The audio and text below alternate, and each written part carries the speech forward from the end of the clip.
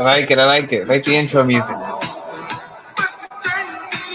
bit of intro music, I would say, for today's episode. My gosh, your Houston Astros own the best record in the American League in Major League Baseball for the first time this season with a 60-42 record. Yes, they are tied with the Blue Jays with 60-42, but they have the upper hand since they did beat the Blue Jays when it came to that series earlier in the season. Episode 274. I got Steban on my left. I got Angel on my right, boys.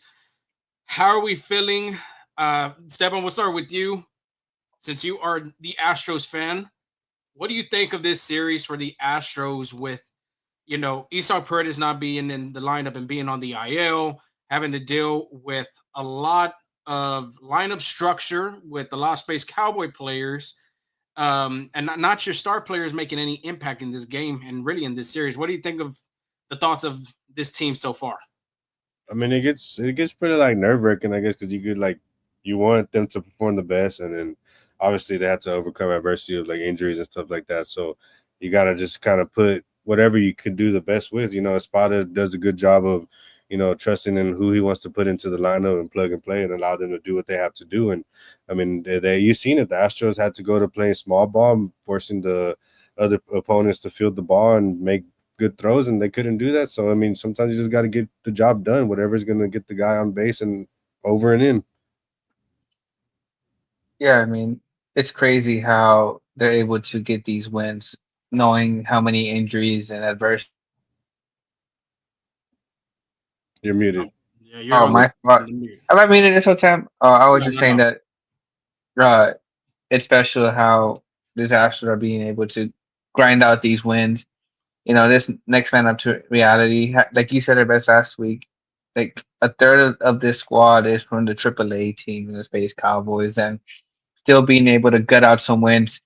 This wasn't a pretty sweep by all means, but it's a sweep regardless against the Arizona Diamondbacks. Like being able to take advantage of mistakes. I think the Astros scored in back-to-back games on a wild pitch by the pitcher, and ended up winning those two games. So just it's a special thing that's brewing on a team that's not even close to being 100%, having the best record in the AOS. Just kind of exemplifies how better this team could be once everybody's healthy. And it's just if you're an Astros fans, you're sleeping good tonight. You're sleeping good maybe all the way to September because honestly, this team looks pretty good. Yes, And then this and team. then Go also ahead. want to and shout out to like the pitching because Yeah. they kind of put quiet to a pretty hot lineup of the players that they have. Eugenio Suarez, Cattell Marte. The one that just couldn't get out would be Perdomo. I think he had a 4-for-4 game today or something like that. And I mean, he just was being a headache, but he doesn't leave the yard much. So that's a guy that, I mean, as long as he's hitting the ball, nobody's coming in. It's all right. You'll deal with it. I think it's impressive too. Union only hit one home run in this series against the Astros. Didn't go deep twice or multiple times against Houston these three games. But like Angel was saying, Astro fans should be sleeping good tonight. This weekend they're playing against the Athletics, who just dropped the series to the Texas Rangers in Arlington. Now they're coming to Houston for a four-game series at Daikin Park. But the Astros have the second easiest schedule remaining of this second half of the season. So Houston should be able to do its job. And yes, right now they are, buffering with a lot of injuries, 17 leading Major League Baseball in that category of having so many players on the IL. But the way that this team has been doing it, and we've talked about it multiple times too, that this youth, this young energy bringing up from AAA coming into the majors with some of these vets. He sprinkle in the vets. He got a lot more of the young and the youth in this roster so far, and it's just thriving. Even though Altuve isn't hitting really, like Altuve usually does. Yonder Diaz too as well. Christian Walker looks like he's slightly coming into play. I mean, shoot, and then with the injuries that they've been dealing with Jerry Pena, Jake Myers, Isaac Paredes, Jordan Alvarez, that youth has stepped up. Cam Smith has stepped up. Corin Gordon has stepped up. Brandon Walter, who's had two great starts in the second half. Bryce Matthews, which we're going to talk here in a little bit.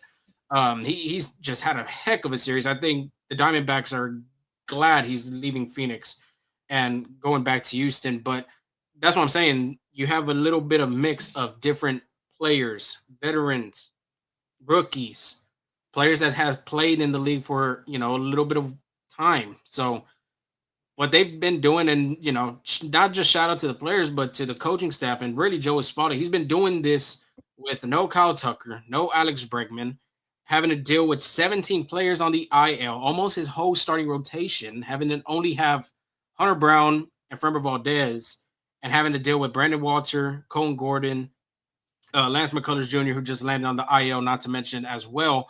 But Ryan Gusto, I mean, we could go on the whole list of starting pitchers that have been, stepping up into the play. And same goes for the bullpen. Brian King stepping up this season. Ben Souza stepping up this season as well. So you got to say that Joe Espada is honestly running away with this American League Manager of the Year. The Astros haven't had a Manager of the Year since the NL. That was with Larry Dirk in the 90s.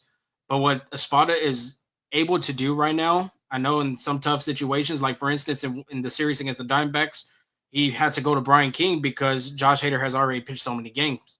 And luckily, the defense behind him helped him out to get his first career save. So shout out to Espada. I just really don't see anybody, making a run for that Manager of the Year than Espada. I mean, AJ Hinch, of course, credit to the Tigers. They've been doing a really good job this season, staying consistent. But Probably the Blue Jays manager too, even probably. Dan Are they Snyder. still on their, are they still on their win streak?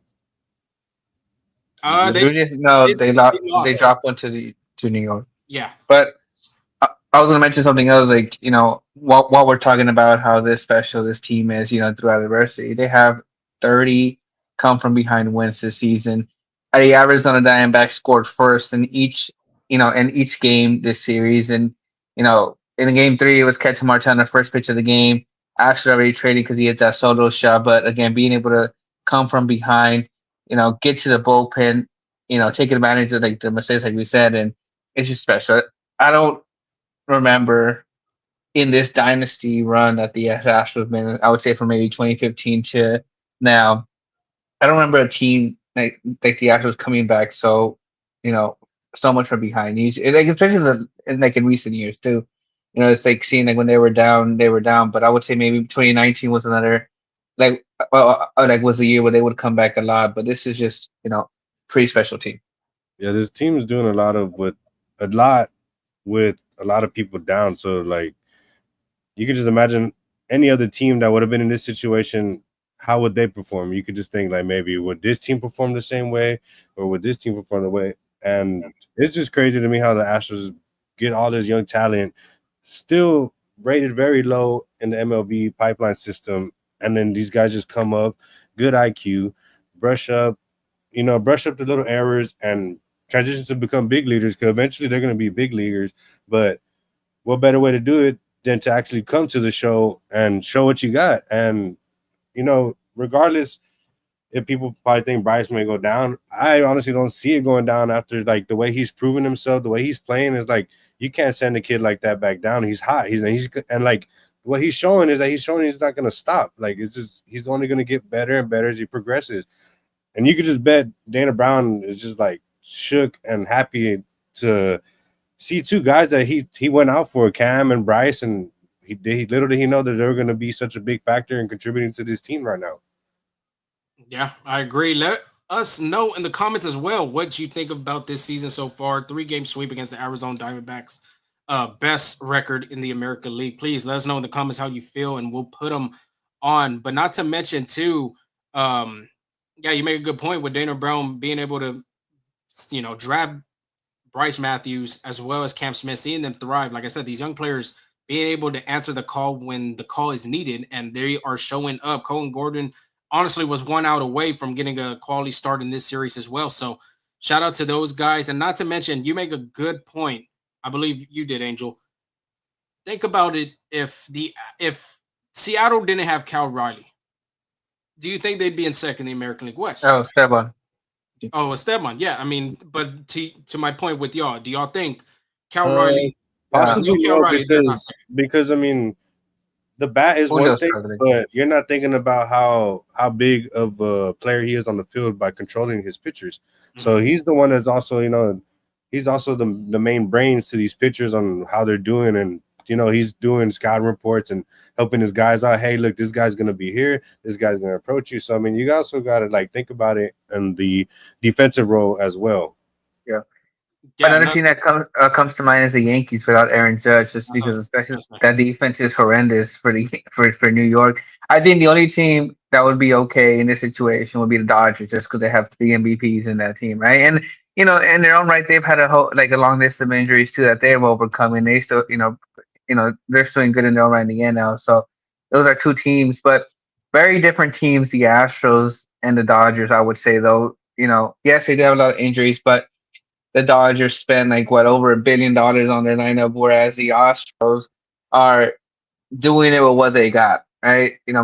Like someone was saying, like they're doing a lot with so little that they have. So and I mean they have great talent. I'm not saying they don't, right? They have Altuve, but the fact that they're relying on a lot of these rookies to step up and without their big guys and Jordan Alvarez, just doing during Pena is pretty special what they're doing. I mean, honestly, just think about it. Like, there's so many minor leaguer prospects, and then when they get called to the show, like, you hear about the hype. Oh, they get caught up. It's their first day, their debut, and then boom, nothing. You don't hear after that no more with a lot of these guys. I mean, Jack Callion, a really high sought after guy, and then Yeah. look at it now. His hype kind of dies down. I mean, it just happens. And then look, these Astros guys are not even that big. Besides, Cam. Cam was a pretty big thing.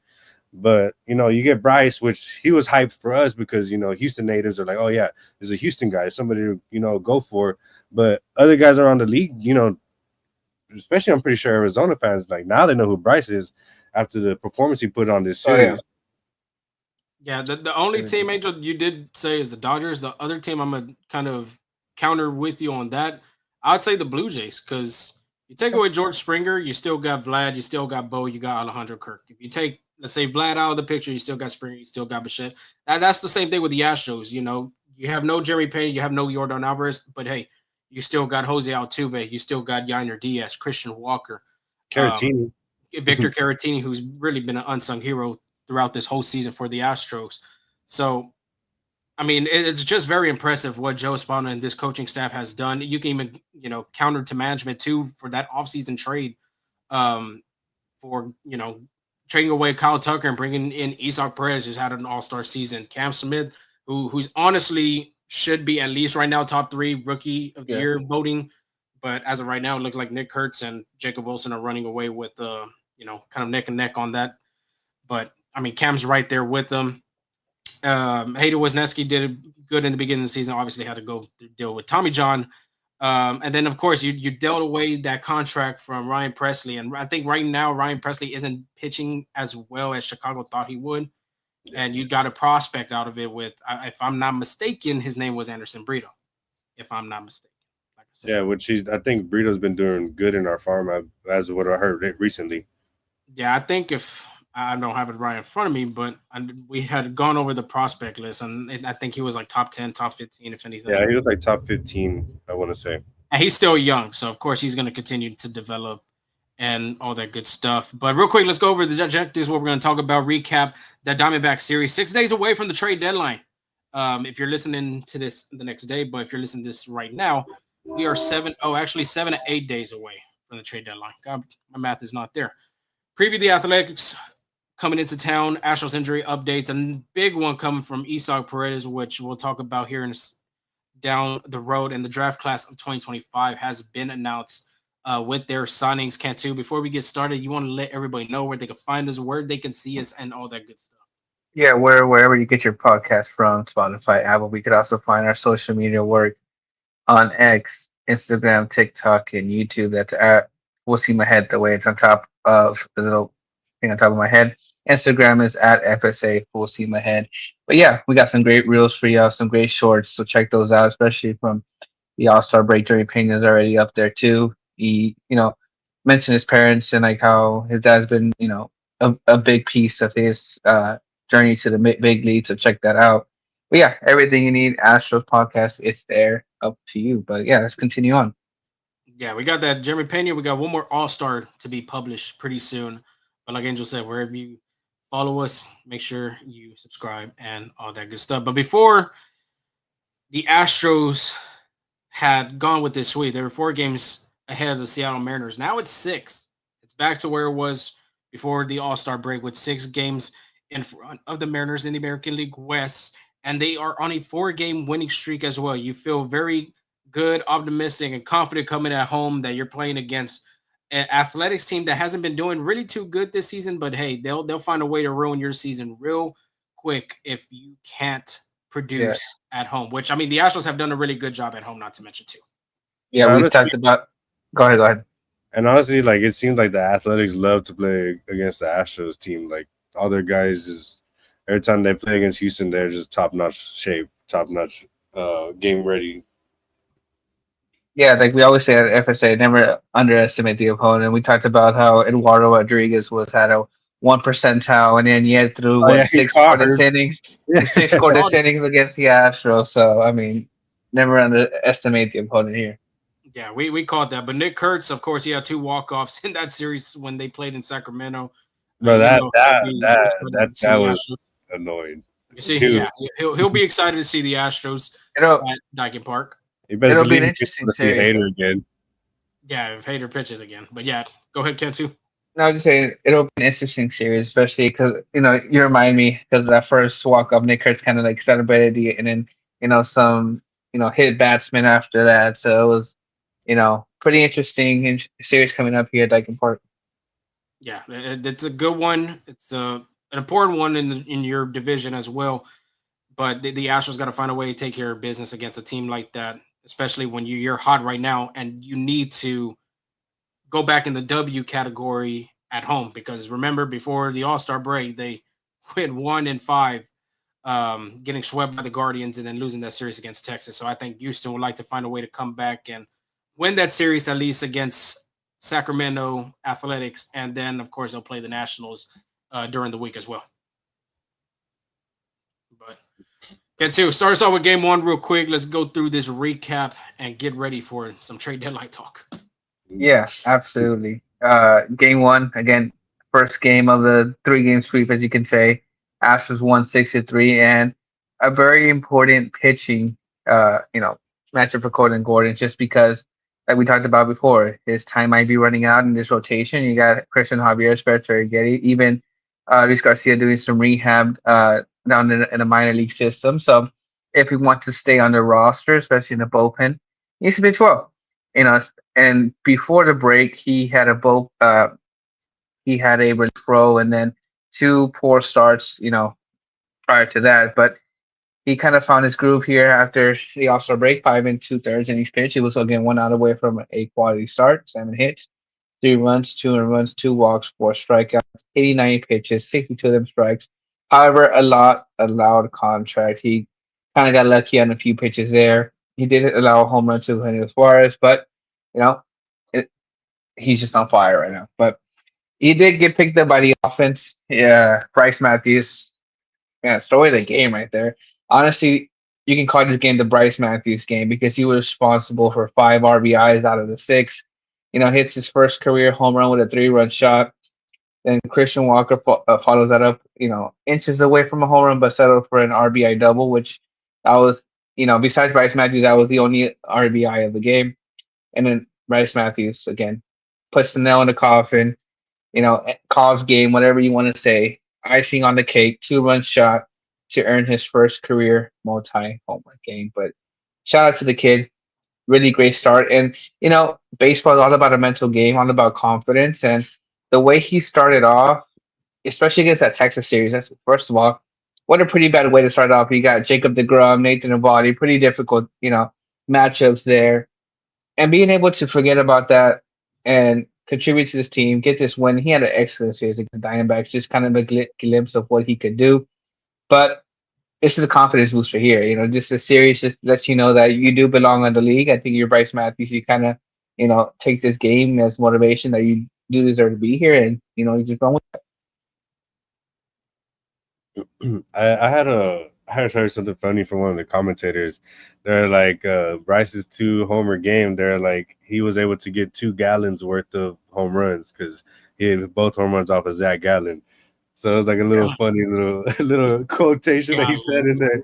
That's Yeah, funny. so it was pretty funny. But I mean, what better than hitting your first home run and being able to retrieve the ball? I mean, there was two Astros fans that were able to be lucky enough and caught the ball. So, what better do you want it to go to Astros fan than a D-backs fan? Because had it been a D-backs fan, maybe he would have not gave the ball back. But the fan was able to require, I believe, an autographed bat and an autographed baseball. So that's a very awesome and grateful thing for them to do for Bryce. And Bryce said he was sending those back home to his parents so they could put those up and frame them. Yes, I had the opportunity to talk with Matthew's parents. They're very nice and humble people. Um, but Bryce, like you had mentioned at the beginning of the show, Step, I mean, that kid just relentless, resilient, determined to prove people wrong. Like, hey, he's worth. He knows that his shot could be short, but he's gonna make the most of it. He's gonna make it tougher on the organization. Should make him have to go back to AAA or just stay on the roster, especially with the trade deadline coming up too, knowing that the Astros are looking at a certain position that they need to target. But Bryce Matthews is making it harder after this series. And let's just move on to game two because Cantu said this was the Bryce Matthews game. Well, shit, it was literally the Bryce Matthews whole series. Yeah, I mean, the offense, despite 0 for 9 with runners in score position, 12 men left on base, it just wasn't pretty for the offense. But hey, the Astros found a way, being able to score some runs. And that first run was courtesy of a wild pitch, like Angel had mentioned, from the defense from the D backs. But Bryce Matthews stamping his self on this game, besides one, but stamping the series, making his mark, hitting a hanging curveball to left field, gives the Astros the lead with a go-ahead two-run shot. Jose Altuve comes with an insurance run by scoring on a wild pitch, which it was very close. But if you really look at the side angle, Altuve got his hand in there. But a lot of people were debating on that, saying he was out. But I don't think so. Another thing about that too, if you're a Nationals fan, you are just thanking God that he didn't get Holding hurt your breath. because of it. Yeah. Yeah, because his hand in that play, if let's say he would have stepped on his hand, that would have been another IL step, and it wouldn't be pretty. So Or even twisted his fingers the way yeah, he ran jammed his into finger his or shoe. anything like that. Yeah. And it's So funny because the commentators were worried about it. They're like, "Oh my gosh, like Altuve, blah blah blah." And then all of a sudden, a couple seconds later, they pan to him in the dugout, like shaking hands after they're saying like he was safe and everything. They're like, "Oh yeah, the hand's not hurt. He's good." that's Jose Altuve for you, ladies and gentlemen. And Framber Valdez, my gosh, continues to pitch really well. And of course, being a expired contract season after this year, a lot of Astro fans and just baseball fans don't know if he's going to re-sign with Houston. I think we've already gave our opinions, believing that more than I don't know for me, more than likely, I don't think he will. He'll probably test for agency. But another great outing from Lagasse. 7 innings, 7 hits, 1 run, 1 walk, 4 strikeouts, 93 pitches were thrown. 60 of them being strikes, kept the Astros in the game. It was a 1-0 game the whole time. And Framber had a low pitch count still, but was able to keep up with the Diamondbacks, just keep them off balance. And he just did a really good job. He had a really good game plan, keeping these guys off balance. And sure enough, the Astros would win 13 straight wins when Framber is on the mound. It's the longest streak for a pitcher since got to go back to 2019 with Garrett Cole.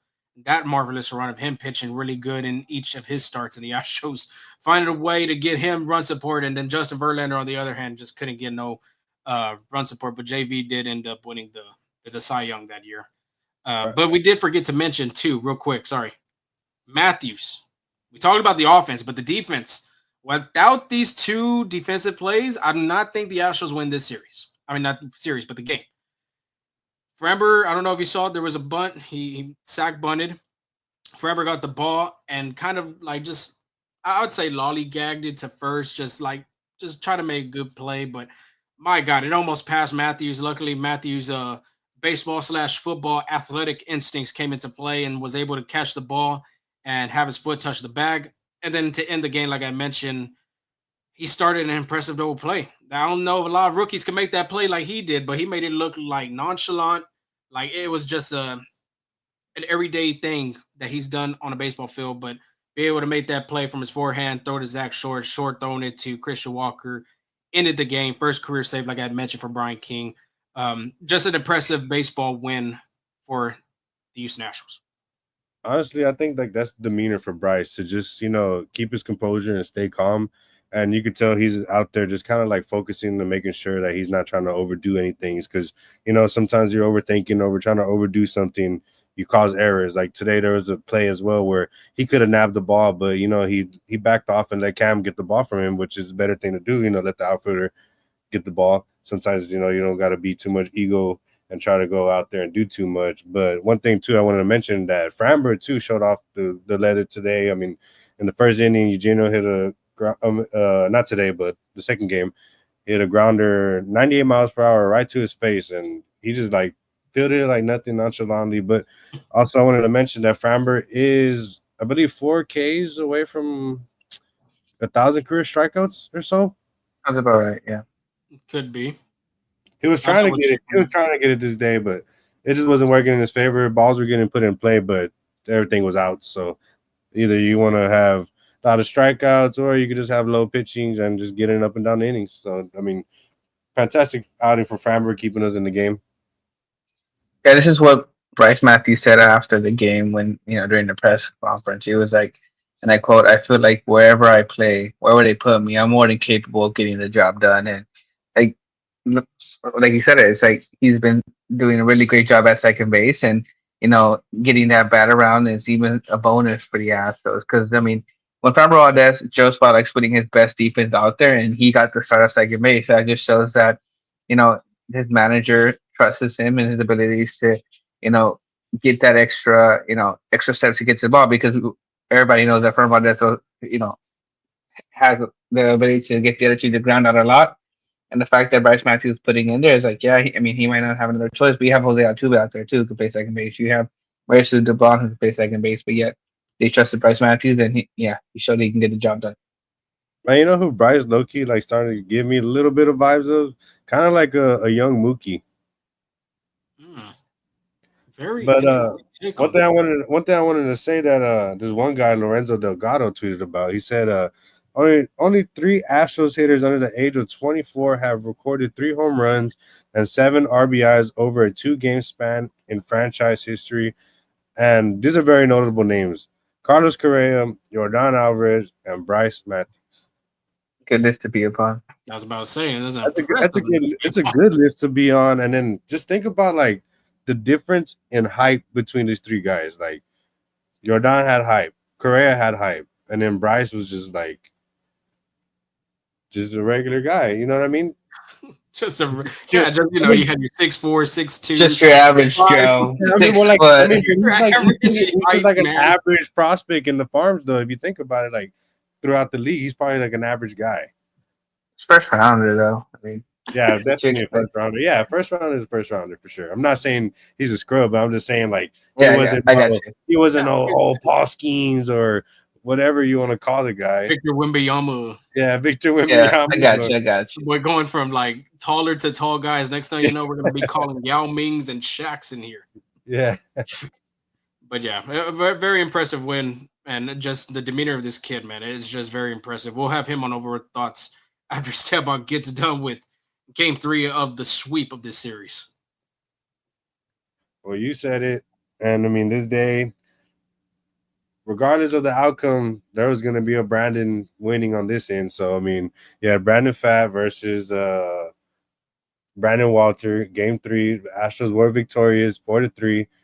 Pitching wise, Brandon Walter went 7 innings, 5 hits, earned run, 1 walk, and 5 Ks. And I mean, honestly, once Cattell started off the game with a homer, and after that, Brandon just locked in and wasn't phased by anything else. Was just cruising by, cruising through, and 3 up, 3 down, pretty dang near almost every inning. I mean, he did have a couple little scares on the base. I mean,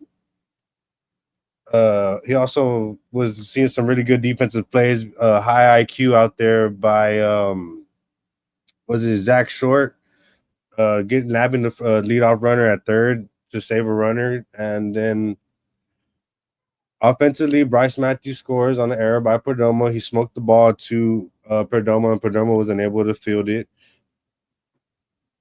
The ball was hit, I want to say like 100 miles per hour or something like that, or 98 point something.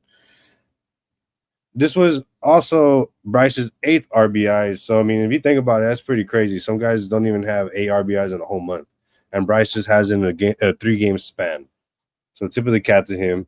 Yiner also staying alert, scores on a wild pitch. Dubon with an RBI single, and Christian Walker with a go ahead RBI to say farewell to the ex home team in the middle of the ninth inning.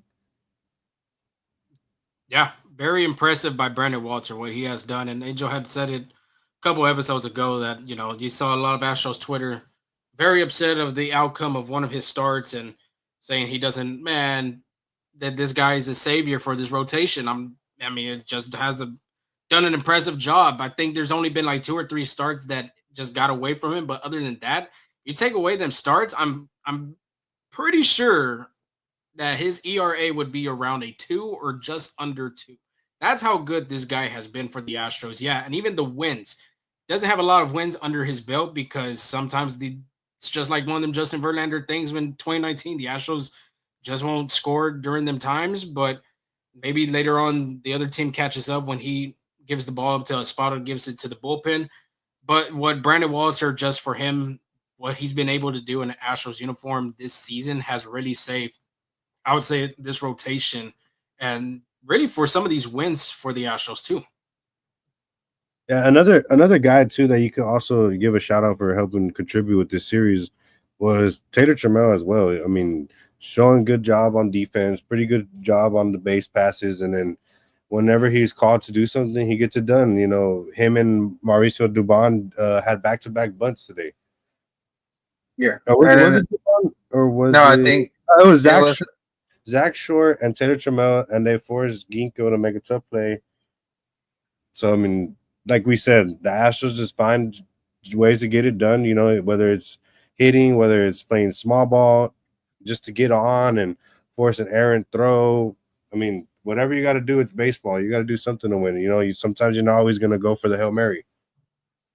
Yeah, and that RBI error by Bryce Matthews talking about 90.5 off the bat exit value there. But honestly, shout out to Christian Walker. I don't think it was easy playing against his former team, but yet, really productive at bats. And honestly, when Yanier Diaz goes the opposite way, that's when good things happen.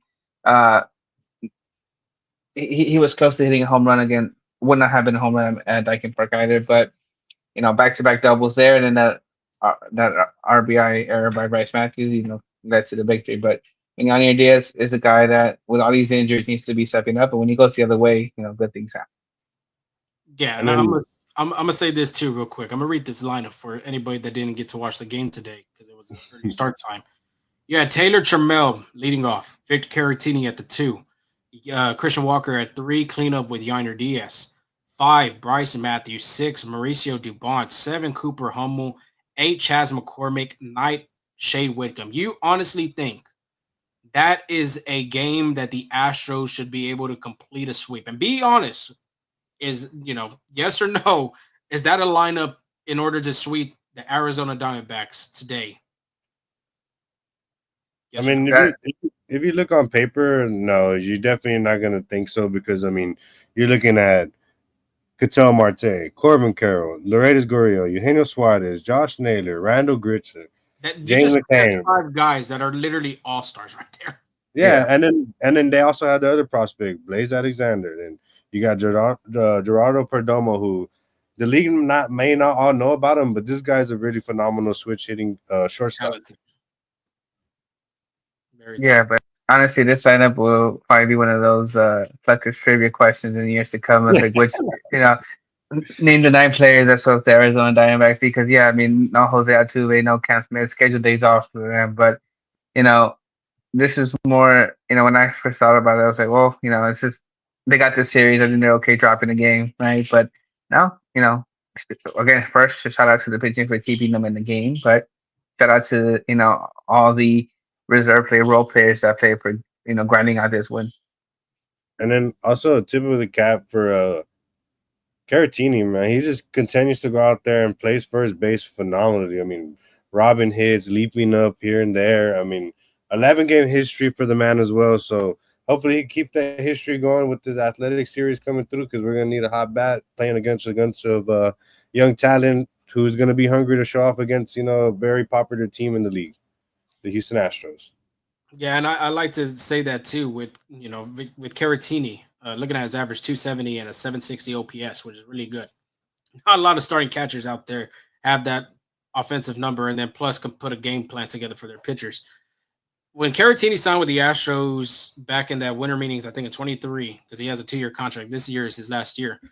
I don't think I could be wrong, but I don't think the Astros had him as a first baseman, more of a DH and a backup catcher role to Yainer Diaz. And he has done an amazing job in an Astros uniform, being able to contribute not just behind the plate, mentoring Yainer as well, but being able to come up and play in DH spots, being able to fill in a first base role, especially like last year when they had a DFA Jose Abreu, and then first base was literally tossed up in the air for whoever wants it. And now, as of right now, too, I mean, Christian Walker might need a day off. They did bring up John Singleton as well, but Caratini, you see what they did. They brought him up and had him start in this game. But to end it real quick on game 3. Well, I'd like to say something about Caratini real quick too. When they signed this guy, that was coming off Yanni Diaz, I think 23 home run season. So when they brought Caratini, it was more of a backup catcher, defensive specialist type of guy, knows how to call the game. Yet double digit home runs. The last time he's had double digit home runs was 2019 when he had 11. So the hitting from Victor Caratini is just a plus, and it's like with him, with his offensive performance, like this lineup hasn't missed a beat. It's like you have another left-handed hitter, in the back pocket, knowing that one, you're gonna get mature at bats, and two, that can get a hit and then give me time. I think what really caught my attention last year with Victor Caratini is all those pitch hit hits. You know how hard that is to get one at bat a single game off the bench, cold, and to get to be able to get a pitch hit home run, pitch hit hit. But the fact that he's able to do it consistently and now getting a little bit more playing time, it just shows out what he can do. And honestly, he's gonna get a pretty good $1 million, Yeah. coming free agency. Yeah, you could bet a lot of people are gonna want to chase after this guy. But I mean, if I'm Houston, this is somebody that you got to kind of try to keep around in the system because he's just a phenomenal role player. Takes initiative and goes out the extra way. To be able to come off the bench, like Angel said, to hit home runs like that, you can't just be chilling there in the dugout and be like, oh, yeah, I'm going to go in and hit this. No, like he's there watching film. He's trying to catch tips and tricks to, give him the upper hand. And then, like you mentioned, Caratini's batting 270. And right now, Salvador Perez, 255. Kyle Raleigh, 256. JT Realmuto, 269. Yes, these are players that obviously play more. They obviously play more, get more at bats. But I mean, to be able to perform this good with not as much at bats is pretty phenomenal. You could just imagine if, like y'all said, somebody on a team that actually needed a starting catcher was to plug Caratini in to play every day, what his performance would look like at his aging age.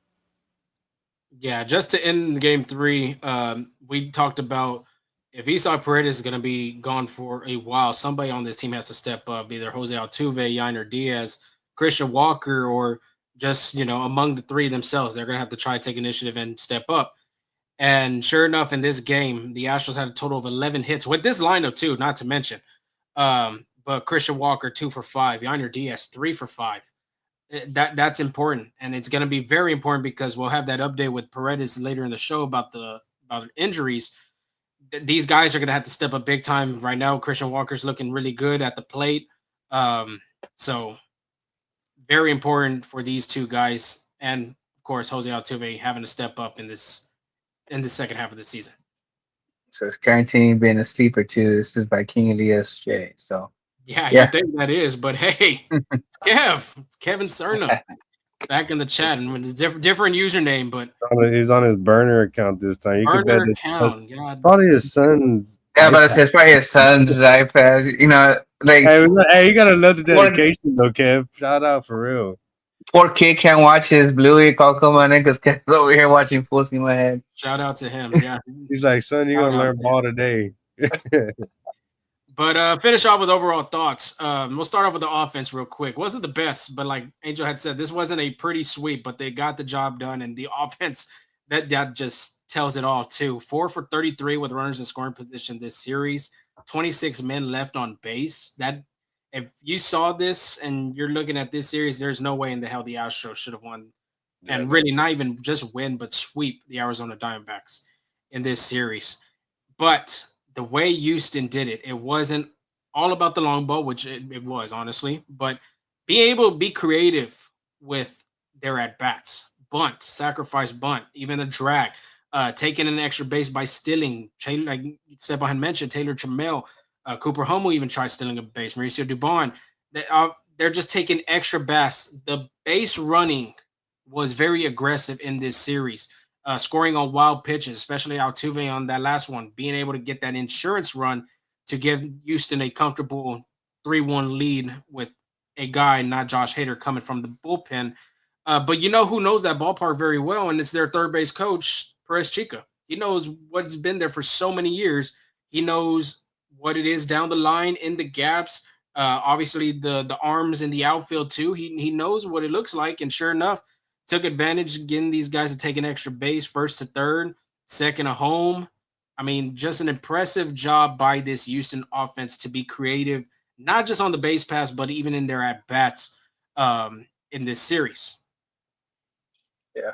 No, yeah, absolutely. And I mean, this is a line. This is a team when they have everybody healthy. It's a team that's not going to bun a lot, but you got to play what you got, and you got to adjust. Like this is a game of adjustments, and this team knowing who they have, it's playing the, next man up mentality. I'm gonna bun them over, give my guy behind me an opportunity. Get a sack fly. Get a little single.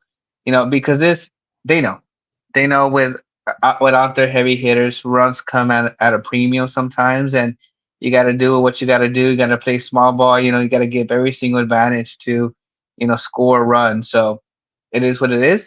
But the fact that they're doing it, because I don't think, you know, I don't remember Dusty Baker's team bunting a lot either. Like Dusty was a believer of giving, the opportunity, trust the bat a little bit. But again, playing with what they got.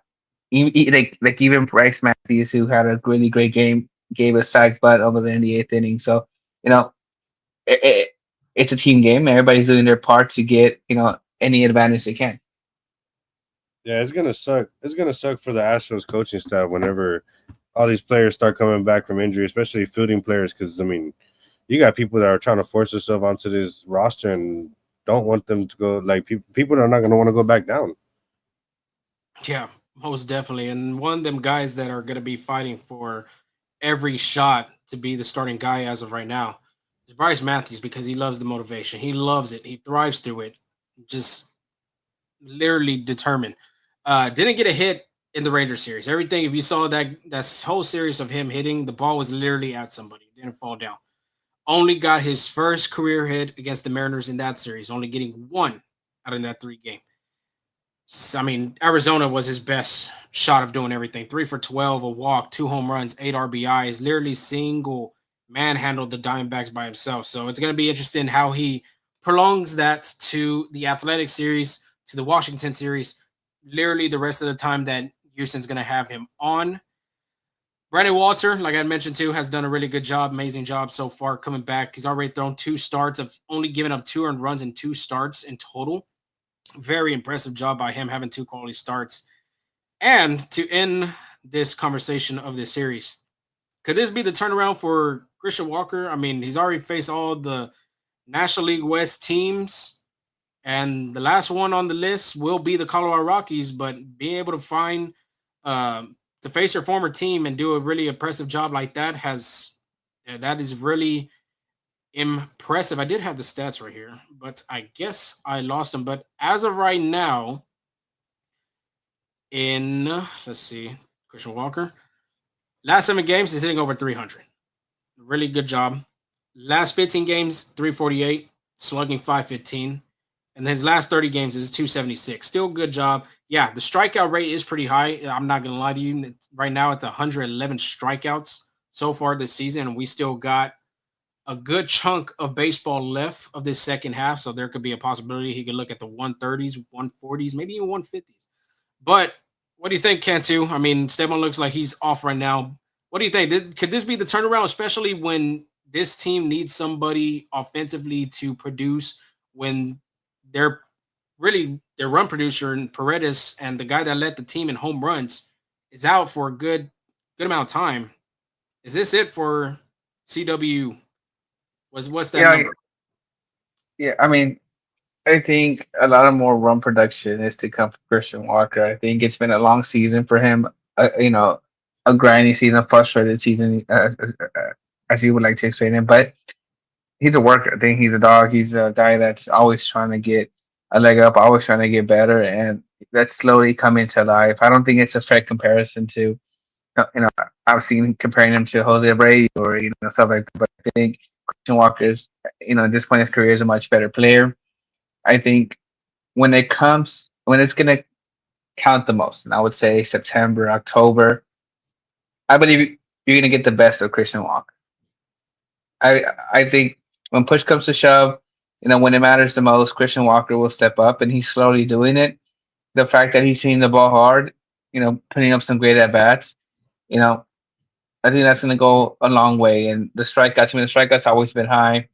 He struck out 155 times in 2019, 133 times last year with the Arizona Diamondbacks, 131 in 2020 and 2022. So it's gonna happen, but yet you also got to. He's gonna strike out a lot, but he's gonna give you a lot of RBI opportunities. He's gonna give you a lot of home runs. So it's kind of you get what you get kind of thing. But I think bigger at bats, bigger moments are to come for Christian Walker. Yeah, speaking of home runs, the ball he hit game one was to the center field like 427 feet. That like, and it still doesn't get out because of the way the field plays there. It's pretty crazy. So I wonder, had it been at Minute Maid where that ball's hitting, where is it landing? But yeah, I think this whole road trip was a good ego boost for Walker and to help him feel a little more content with himself. And I think he should be able to ride this momentum to finish off the rest of the season. Like you said, he's going to contribute a lot more whenever it comes to the postseason. I'm pretty sure there's going to be some big at bats for Walker and big defensive plays for him. So, I mean, just hope this guy could keep it going. The Astros really need somebody like him to become the power hitter for us. Missing Jordan and then now Paredes and then Pena. These are you're pretty much home run guys. So I mean, you need somebody else to kind of produce for you because right now Astros really don't have a home run guy. You just really don't know who's going to leave the yard next. Yeah, Christian Walker in this series, three multi-hit games, seven hits total in this series. And I was going back to Seattle. He had a multi-hit game on Sunday's contest, but he only went 1 for 4. But one of them being a home run. So it's looking really good for him to have that turnaround part of this second half of the season, get him back on track, start heating up because this is the time. If you're a player, this is the time you really want to heat up, and just specifically as a team, you want to heat up during this time. Then, when that momentum comes to October baseball, anything can happen. You can tell the Washington Nationals, you can talk about the Texas Rangers, the Atlanta Braves. As long as you get in that wild card, you're in, you're hot. It's going to be trouble for the other team. And the Astros saw that too with the Tigers last year, how hot they played. They were on a tear. AJ Hinch did a really good job, calling those games, and especially when you had a Cy Young guy with Tarek Skubal on the other end.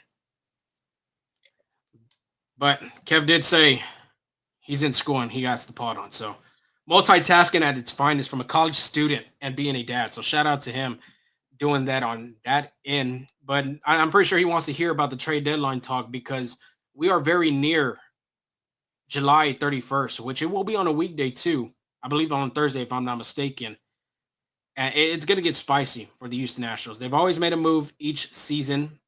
Last year, of course, was Yusei Kikuchi. But of course, from years past, you had the Justin Verlander return. You had Zach Greinke giving up 4 prospects for him. It's always something big. Kendall Graveman, Christian Vasquez. I mean, we can go on and on. And this is per Ken Rosenthal of The Athletic. I know a lot of people know about his name out there. And it says the Astros want a top of the rotation starter. They're also looking for a left-handed second baseman and or reliever. And before I continue on, I can go ahead and read of ESPN's because Jeff Passan and Kylie McDaniel did share which players are best fit for the Astros, but just really for every team out there for the players. And these are the players. They're very interesting. Starting pitchers a lot too, not to mention Sandy Alcantara, Seth Lugo, Chris Bubick, Mitch Keller, Zach Gallen, who the Astros just saw recently, Merrill Kelly, Houstonian too, Taj Bradley, Edward Cabrera, and outfielder Cedric Mullins. Jeff Passan had also iterated that he has Cedric Mullins as the best fit for the Houston Astros. Angel, I'll start off with you. What do you think of hearing Rosenthal say top of the rotation starter that the Astros are looking at? Of course, when you think of top of the rotation guy, you're thinking of a number one and number two guy, but not necessarily you're going to see that. Of course, the Astros already got a number one, number two. It would be cool to add another number one, number two if you're the Houston Astros, but you got to be realistic too at the same time because you're going to have to multitask and kind of be proactive at looking at a guy like he had said, a left-handed second baseman and or reliever. Your thoughts? Who are they gonna give up? I mean, I think it'll be nice to have, really actually, it'll be nice to have like Sandy Alcantara, Edward Cabrera, Zach Gallen, those players that have made a name for themselves, Chris Rubik too, but do you have enough, anticipating enough capital to get those guys? Like, is like enough prospects, enough major league talent to get those guys? Because honestly, you think the Astros trade Bryce? Realistically, do you think the Astros trade Bryce Matthews just based on what they need? I don't think so either. So if you're gonna get a guy like Sandy Alcantara or Zach Gallen, instead of like those top end guys, you're gonna have to give up Walker Yannick. You're gonna have to give up maybe I I don't even know if Chaz will be enough to convince them to make that movie. Like you're looking at top end, high end prospects. Maybe Jacob Melton, guys like that are gonna be able to get a player like that because I mean, just for Eugenio Suarez, who's a rental, Arizona wants five, prospects, just for him. And you're looking at guys with, a little bit more years of control. I mean, not to say we're like rental guys, so that pricing get a little steepier. So I mean, like I said, I'm sure the Astros would love to have guys like Seth Lugo and they can turn, but again, do you have enough to make that deal done? Is the interesting part for me. Yeah, I'm right there with Angel. I mean, he pretty much says it all. Like, who are you really gonna trade? I mean, that has a lot of hype. Besides, I mean, unless you can convince a team that some of your other prospects on your top 20 or top 50 pipeline system could be somebody that can nab if are interested in. But I mean, a lot of these guys are possibly gonna be a high price. I really don't see who would be the cheapest one. Maybe the cheapest option would probably be Gallen, Keller. I mean, all these other guys have been pretty much having a pretty good season for themselves. So you could just imagine every team's going to try to get the best dollar for all these players because this is, I mean, in my opinion, I don't think this is a very hot trade deadline. I don't think there's much stuff out there available. And I mean, the Astros, they got to think, okay, are we going to risk it because we're playing like this injured and it kind of thinks are you not going to trust in your guys? Are you giving back? Because, a lot of these guys you're giving back are pretty good players. You know what I mean? They're not boo-boo players. So it's going to be a nail biter right here. And there's going to be a lot of oversighting and looking. And I'm pretty sure the Astros organization has a lot to think about here. So my players, I would say that's going to be a no for Houston would be a guy like Sandy Alcantara because he's under contract. Yeah, I'm looking at his contract right now. Actually, yeah. You got Taj Bradley too. I think Tampa would want a good package for him because he's still fairly young. Edward Cabrera is a surprising one for me for Miami because they had announced that they want to rebuild around Kyle Stowers, Augustin Ramirez, and there's another player out there too. Yeah, I don't know if it was Yuri Perez. I think it was a positional player. It could have been Xavier Edwards. Yeah, probably. But Yuri Perez yeah, obviously that's a no. You got Max Myers, I think that's his name too, who's a hell of a pitcher over there too. I'm surprised that they want to give away a guy like Edward Cabrera, who's really pitched a good damn Yeah. season, and he's very young too. And he has a lot of nasty run on all his pitches, like his Off speeds sinker, are like changeup. insane. Yeah, Yeah. So I mean, I'm looking at the contracts here just on a few guys. And I think the most expensive, guys prospect wise giving up would be Edward Cabrera and Sandy Alcantara, just because uh, if the Astros were to trade for Sandy Alcantara first, they're going to be paying him around 17 million unless they, sacrifice, unless Miami takes like an extra prospect to pay for some of that contract. He has he's a 2026 and he has a club option in 2027. After that, 2028, he'll be a free agent.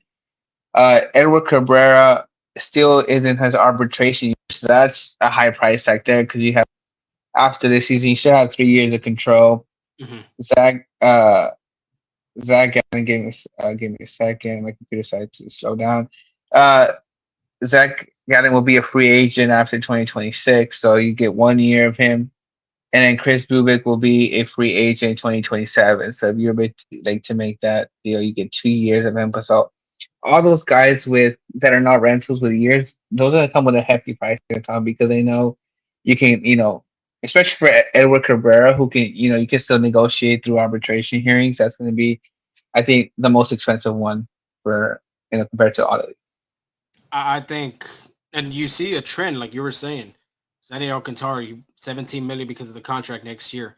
Um, Chris Bubik, Zach Gallen, Tosh Bradley, Edward Cabrera. You see that trend, and the Astros are looking.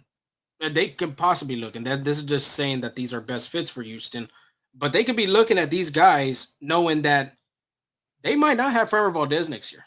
And yes, Yeah. y'all make a lot of sense saying like, well, what the Astros are going to give up because that is very true. Who are the Astros going to give up? So, And if it's going to be like that, then you're going to see guys like Jacob Melton be up in the trade conversations. You're going to see a Walker Yannick be in the trade conversations. Even Miguel Ulola going to be in them conversations as well.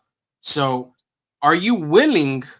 Because prospects are prospects, and everybody knows that prospects is prospects because you can't guarantee a prospect is going to turn into a MLB superstar at the end of the yeah. day. So, are you willing to take that risk, knowing that you have a great chance of going back to the World Series? You're number one in the American League as of right now, but honestly, it's going to fluctuate throughout the whole season. Are you willing to take that risk? Do you think this gets you Edward Cabrera? You call Miami and say, all right, Jacob Melton, number 2 prospect, Walker Yannick, number 3 prospect, Kevin Alvarez, number 6 prospect, and Alan Bersanta, 11th, but was representing the Astros in the future games, so that can maybe get a little bit more, a little bit more capital there. 4 prospects. You think that's enough to get Edward Cabrera? I would take away Kevin Alvarez. I would say Walker Yannick because if you're very confident in Yainer Diaz's capability to be the starting catcher for the Houston Nationals for a good amount of years, but Walker Yannick could also flip into a first baseman as well. Yeah. So if you take Kevin Alvarez, I'd do that honestly, because you're going to have arbitration years of Edward. You still got another starter after Framber leaves. Christian Javier is going to go to that number 2 spot. And then you Yeah. still have Spencer Rigetti. You still have Hayden Wesneski. You'll have Edward Cabrera. You still got a good rotation. Not to mention with him having so many years still on his contract until he becomes a unrestricted free agent. I don't know your thoughts. I gave my thought on that. Esteban, it looks like you're a little iffy on that one. Nah, it's just a tough one. I mean, honestly, yeah, it's like the way you put it, it's kind of hard to kind of say because I mean, like you said, they are prospects. Some guys don't pan out, but some guys do pan out, and some guys come up quick, and then some guys it takes maybe 4 or 5 years, 6 years sometimes eventually, and then they come out and then that's where you hear those stories. Everybody passed on this guy, everybody dropped this guy, everybody traded this guy, and then it's just there's a lot of stories and a lot of speculations go on. It's just that's why I said you got to think really highly and trust in what you believe in. Is this going to pay out, or is depending on money factors too. Sometimes, is on the money rolls. Because let me tell y'all this too. Not to mention, think back of that Mookie Betts trade. Alex Verdugo was the upcoming prospect over there in LA, and they traded away to Boston, and also Jeter Downs, who was another top prospect for them, went to Boston. That Mookie Betts deal. Think of another guy like Diego Cartaya over there being the catcher for the Dodgers, and I don't know if they traded him, but I think they just released him, and then Minnesota picked him up, and they just released him today too. So Yeah.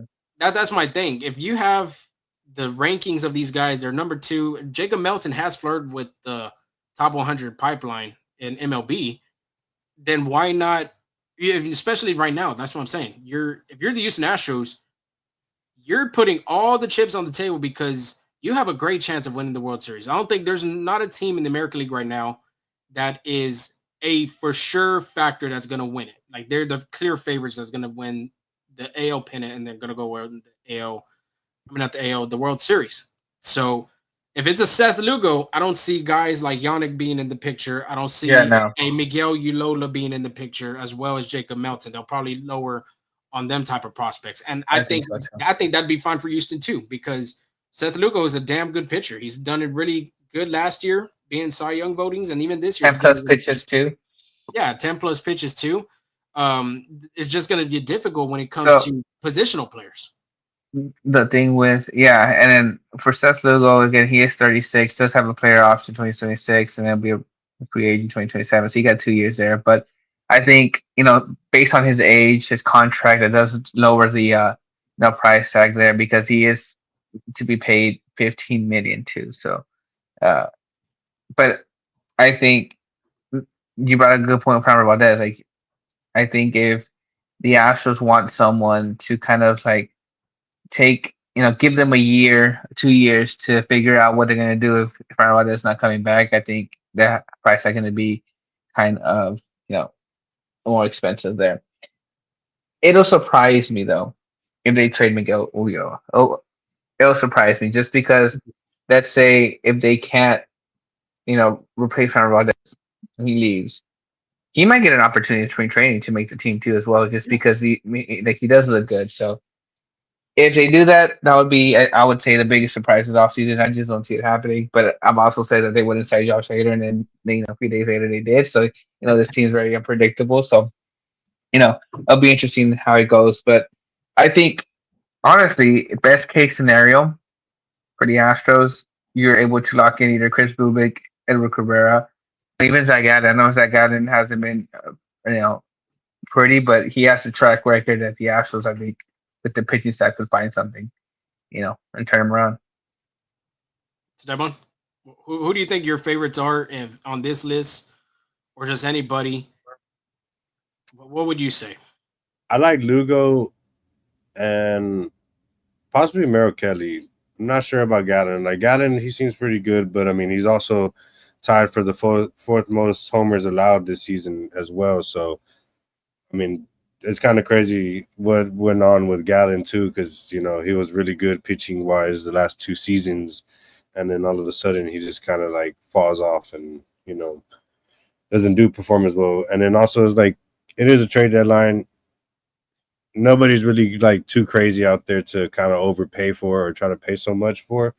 So I mean these names out there are just I think nothing too crazy. I mean I feel like you got guys that are going to come back from injury that could be better than pretty much a lot of these guys on these lists. Yeah, the ones I like is going to be Seth Lugo. Chris Bubick is interesting because he just turned into a starter this year.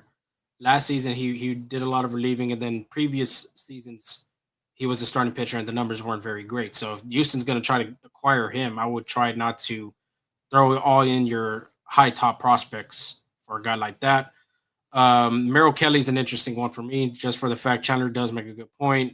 Expiring contract, a native Houstonian, not to mention too. So I think it'd be cool to have him pitch at Dyken Park. And Edward Cabrera is the one that I'm very curious to see what Houston looks at with him, because like I had mentioned earlier, it looks like what the players that at least ESPN has announced on here. I don't know if the Astros and Dana Brown on their end are looking at those type of players, but they could be because, like I mentioned, Framber Valdez, this could be his last time in the Nationals uniform, and they need start. You always need starting pitching. Of course, Ronel Blanco is not going to come back in time because of TJ as well as Hayden Wisniewski.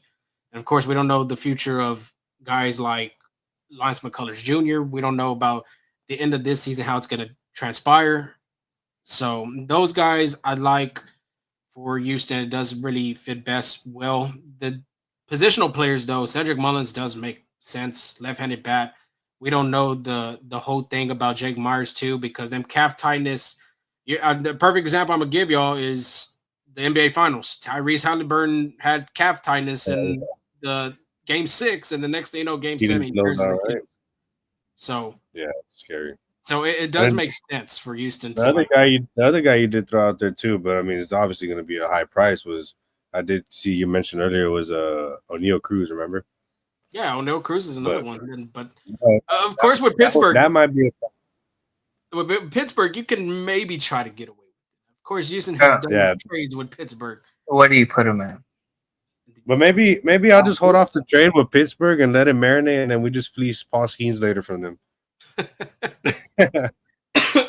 This guy, but yeah, Angel, you did make a good point. Where do you put him? That's a very interesting one because that's Jake Myers' position, honestly. But now the injury news with Esau Paredes. I mean, the Astros have a lot of ways they can go with this in the infield. They can trust Mauricio Dubon. And Wait then till and then Esau you got Paredes and comes then you back. got to think about it too. Like if they keep their guys or they're gonna trade for like because I mean, if you go for a pitcher, then you're most likely not gonna get a good fielder because you're gonna probably pay more for the pitcher, and you're not gonna have much left possibly for a fielder. So it's like you got to think, okay, what are we gonna go for? Are we gonna go for pitching, or are we gonna go for a Well, league average bat? who would you be? Who would be your top priority? Like if you're the Astros, would you get In my trying to get a opinion, pitcher or left-handed hitter? I think it would go for the left-handed hitter just because um, you don't really know what your lefties are gonna do. Jordan is gonna take some time. Once he gets back, it's gonna take some time for him to heat up. I don't think he's just gonna plug and play and be ready to go. I think he might be going through ups and downs. You might see a slump. I mean, you never know. And then with Melton as well. I mean, Melton was starting to show some really good flashy things, but how much can you trust in Melton? You know what I mean? What is he gonna? I mean, he has a lot Might to. not be in the Astros. Yeah, exactly. And with the trade rules, he might not be with the Astros. So it's like you might need to replace a lefty with another lefty. I mean, because you got DeZenzo too, and he's going to be able to play the outfield.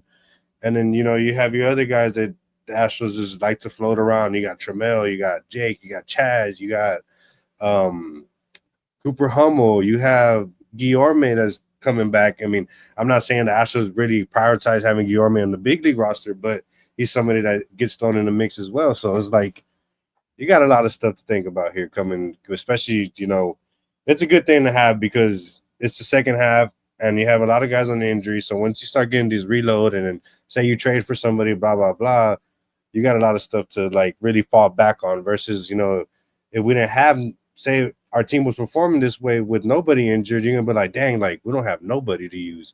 We need to trade for somebody. I'll say this. I think some trade candidates that the Astros could be trading away at the deadline. Chas McCormick hasn't had a very decent, good season from last year to this year. Maybe his name gets tossed just for outfield depth purposes, Yeah. You think other teams want Chas McCormick? but I that's what don't I'm think saying. It could be a possibility. You never know. You never know. No, Shea, no. Shea okay. Like I'm not disagreeing with you. I'm just like, Yeah, yeah, trying I to. understand. Shea Wickham, a guy that's Yeah. been a I think minor that's league player of the I, year I with the think that would Astros. be a good trade piece. I think that'll be. Shea, if you send Shea somewhere else, I mean, obviously his price is not real high right now because of the way he's, playing and his accessibility to be able to come out and play. But I think you give him on another ball club, I think Shea performs and can be a good big leaguer. He has What a good. about Zach Short? You think his his trade stock has really skyrocketed? Uh, They can mm, try because when they you can get try. Jeremy Pena back and when you get Luis Guillorme back, where are you going to put him? He'll be in AAA, if anything. Real quick, two more players, I'd say. It could honestly be three. I'm going to just throw the three names. Cone Gordon could be one. AJ Blueball could be the other, and Ryan Gusto could be another. Yeah, I honestly wouldn't Yeah, mind any of those three though either. Get rid of that's them. that's tough because again, pitching comes at a premium, so especially left-handed. I'd say AJ Blue Ball, Ryan Gusto before Colton Gordon. That's just my opinion. Mhm. But if you, I mean, Yeah, I do see Gusto going. big league teams have seen already Cone Gordon how he's pitched, and yes, there has been some hard contact in some starts or most starts, but he's a dog on that mound, and of course the Yeah. Astros would want somebody like that. But if you're getting a guy like that, I'm just throwing the name out there, Alcantara, Edward Yeah. Cabrera. I Yeah. mean, I get you. I would throw his name into the fire just to say, hey, you've seen what was capable of him doing. You still have a young team over there in Miami that's on the come up with a guy like this too. I mean, that'd be a little pitch I would throw out, but I would say those five guys I can see. I'm trying to think of a Taylor Trammell. I think he just stays with Houston. Yeah, he stays for sure. Um, I'd say Chad stays with Cuban he's just because he has no trade value. I would say, but I I agree. agree. With that. Shea Witt comes, like the others you named are really good options. yeah, I seen somebody compare what's his name, Brandon Walters. Somebody compared him to Tom Glavine. It's too early. that's Yeah, very. yeah, it's too early, but that's funny that somebody actually had that But thought moving around. do y'all agree with the Astros at least with I know Ken Rosenthal said a second baseman that's a left-handed. I mean, Brandon Lowe can be out of the question right now because he just he's landed on injured. the IL. Another name that I saw, and Jim Bowman had said this guy that's on the Athletic as well, was a guy named Ozzy Albies. I don't know about that one. That one I feel No, like it might be tough. no, I'm But all right on it. of course there has been ties, and I think Albies is a good player. I think so too. But But with Bryce Matthews too, it's kind of like No, where do you put him? And then Jose Altuve plays some second base as well for the the Astros. do you think? Okay, talking about next year though, is Altuve an outfielder next year, or is he back at second base? I think he still plays some outfield. yeah, I think he has to be the same role. I don't think it switches Yeah. much because I think next season for sure Bryce is definitely going to be on the roster. If he doesn't get traded away or anything, he's definitely got to be on the big league roster next season, especially with all the experience he's getting right now. And not to mention too, I think Albie signed a Yeah. contract. Yeah. He'd be making $7 million a year. He signed this in 2019. I don't know where it's at right now, but he would have a club option in 2026 actually, and club option in 27, then be an unrestricted free agent in 2028. But he is 28 years old, so he's still young. But something like that, you would have to give up. Yeah, it'd be very pricey. Yeah, I just wouldn't do it. I sit out on that. I mean, it sounds good. I mean, I do like Albies. I know his history, and I mean, I've been a fan of Albies as well. His glove, and I mean, who wouldn't want a switch hitter? But it's just, it's a lot if you think about it. You know what I mean? What you're asking for. You know, you got to really think. What do you want? Do you want pitching? Do you want a second baseman? Do you want an outfielder? Who's going to contribute more? I think what the Astros come out at the end of the day, it's going to be a starting pitcher. I don't know who it's going to be, but it's going to be a starting pitcher. And I do see, like a Cedric Mullins does sound about right for the Astros because you get a left-handed hitter. Not too pricey. And it's not too pricey at all. Of course, Baltimore looks like it might be in a rebuild again next year. Well, really, It's crazy with that talent. yeah, with Gunnar Henderson and Ali Rushman and all them guys over there. So We should have what they need too, from them. and what they need too is pitching. And I'm not saying that the Astros are going to give up Miguel Ulola or I'd say Brito or Josh Fleury, but a Mullins for Gordon. That's an even trade. 1-for-1. yeah. And then you got to think about it too. Yeah. Mullins is like pretty No, much. you wouldn't do it. No, I can see it, but I would if I'm Houston, I'd kind of like give up a low end, Low like a prospect. very low prospect, Yeah. because Cone Gordon has already pitched really well in this. Like I he's give, already I got give blue ball. I give blue ball possibly for him. Yeah. Mullins. And, Yeah, and then so- you think about it, you're sending Taylor Trammell to get pack a punch, and that brings in Cedric Mullins. You know what I mean? He's pretty much upgraded Trammell. Yeah, that's true. Yeah. So I mean, he could play center field too with the injury to Myers. If Myers needs a little bit more time off, then he can play center. I think he's played a little bit of left, but Mm. most of his defensive fielding has been in center field. So I don't know. Sure. I think that might be it for Houston. It's going to be a starting pitcher. I think Houston would love to add a reliever. I just don't know who it would be. But I think if you're the Astros, you have to get another starter, even though Yeah, you're say getting all these starter reinforcements. first. Yeah, even though you're getting all these reinforcements back, you don't know what can, it could be a setback. It could be a little small thing that comes up into play. Got to be able to have some kind of cushion behind that. And then, of course, a left-handed bat is very needed in this lineup, especially we don't know about, like Steban said, with Jordan Alvarez. We don't know if he's going to come back fully healthy and he's So going to be look, able to produce. I'm going to name you, according to MLB, these are the notable players who are going to be in the trade deadline rumors. You got Alcantara, Tyler Anderson, Edward Cabrera, Dylan Cease, Zach Eflin, Zach Gallen, Andrew Heaney, Adrian Hauser, Mitch Keller, Merrill Kelly, Seth Lugo, German Marquez, Charlie Morton, Chris Paddock, Joe Ryan, Luis Severino, Michael Soroka, and Tomoyuki Sugano are your notable guys. Yeah, that's another guy. Baltimore, yeah. Herman Marquez is an interesting one. I don't think the Oh. Angels trade with the Astros just because that division rivalry thing. Well, so I mean, they did it last year with Kikuchi. um, yeah, No, I mean, Was it Kikuchi came from the No, Toronto. no, no, yeah, Toronto. Yeah, it and came the from Blue Toronto. signed an offseason with Yeah. the Angels. Yeah, my fault. Joe Ryan would be expensive. I don't think they get that done. Zach Yeah, Eflin's an interesting one. Yeah, Zach Eflin would be nice, and then Think about that. Zach Eflin and Chris Cedric Mullins. Paddock as well probably wouldn't be too much of a bad pick as well because I don't feel like his price won't be too high, and He's I been mean terrible. he has been terrible, but sometimes he has been good. So I mean, it might be one of those Kikuchi guys, and then who knows?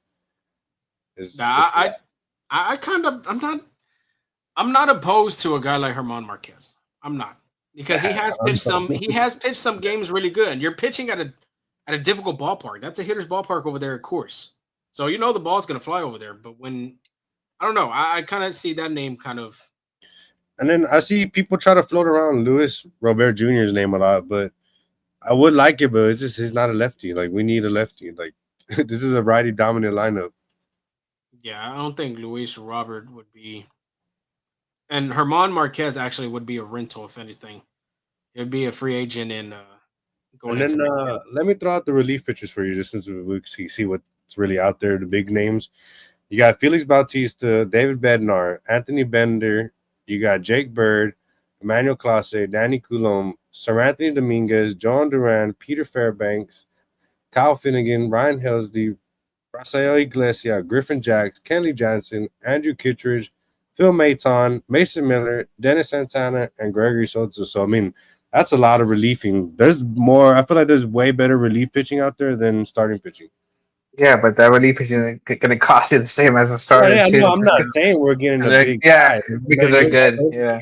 David Bednar is a closer. Ryan Helsley the closer. Johan Duran, Mason Miller, Clase, a lot of closers. Yeah. If anything, maybe a reunion with Phil Maton. Yeah, maybe a reunion with him. And they don't need Gregory Soto because they have a bunch of lefties in that bullpen now. So, I mean, a reliever would look like ideal for the Astros, just for the fact that Bennett Sousa is getting hit a little bit more, as well as Stephen O'Kurt. So Sir Anthony, he didn't look too good on the closing role either. Well, I mean, that's not his role. No, I know, but I'm saying I understand. Yeah. But yeah, maybe it'd have to be a very low guy. So be interesting. Again, be interesting couple of days coming up. But yeah, I mean, give us your thoughts, in the comments below. Who do you think the Astros should get? What do you think? What do you think should be the Astros top? Thing to face, reliever, starter, outfield.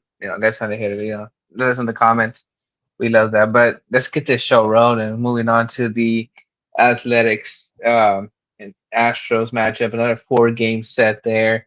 Athletics, like as I said, dropped the series with the Rangers. They are 42-61. They are last in the AOS, 4-6 in their last 10 games, but they bring a pretty good pitching matchups in this 4 game set. It starts Thursday tomorrow, so make sure you get your tickets if you haven't yet. 7:10, Luis Severino versus Jason Alexander, which you know this is his second start for the Astros. Started the against season with the Athletics, and this will be his second start against the Athletics. So pitched against the Athletics last his first start, and now again facing his former team. He is 1-0 with an 8.40 ERA. Again, like I said, only started against the Athletics where he went 6 innings pitched, 3 hits, 2 runs, 3 walks, 4 strikeouts. Pitched really good. This was back in June 17th. He did come out the pen as well. Pitched 3 innings against the Dodgers, 2 hits, 0 runs, 2 walks, 2 strikeouts. But again, makes his second start against former team.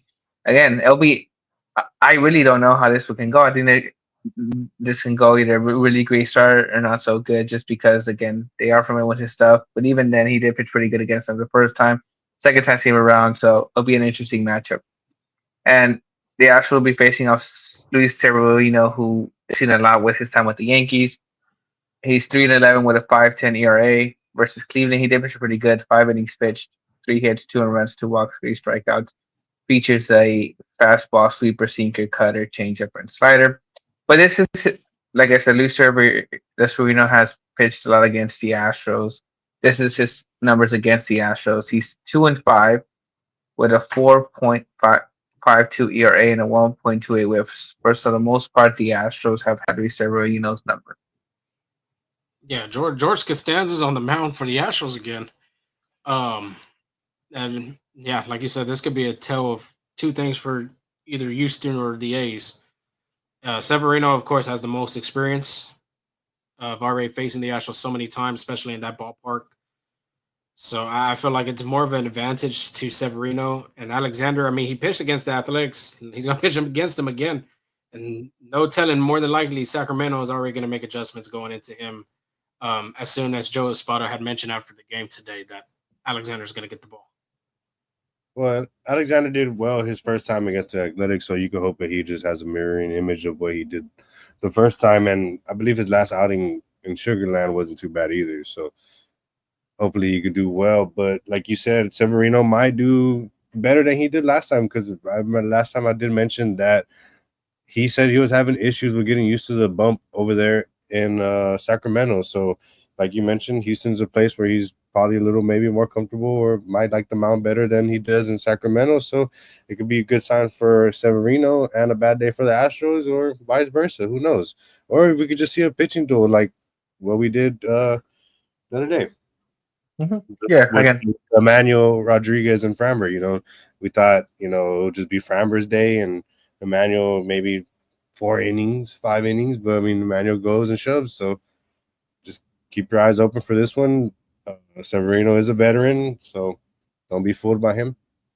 yeah, absolutely. Again, I That think boy Eduardo. Yeah, Eduardo, yeah. yeah, Eduardo. I knew it was something with an E. Yeah, man, what's probably Emmanuel? Yeah, it's fine. It don't matter. Friday's game though. Again, this would be an interesting series in all 4 games. Friday, 7:10 start time. Jeffrey Springs versus TBD. My guess is Ryan Gusto. Starts that outing. Maybe AJ Blue Ball.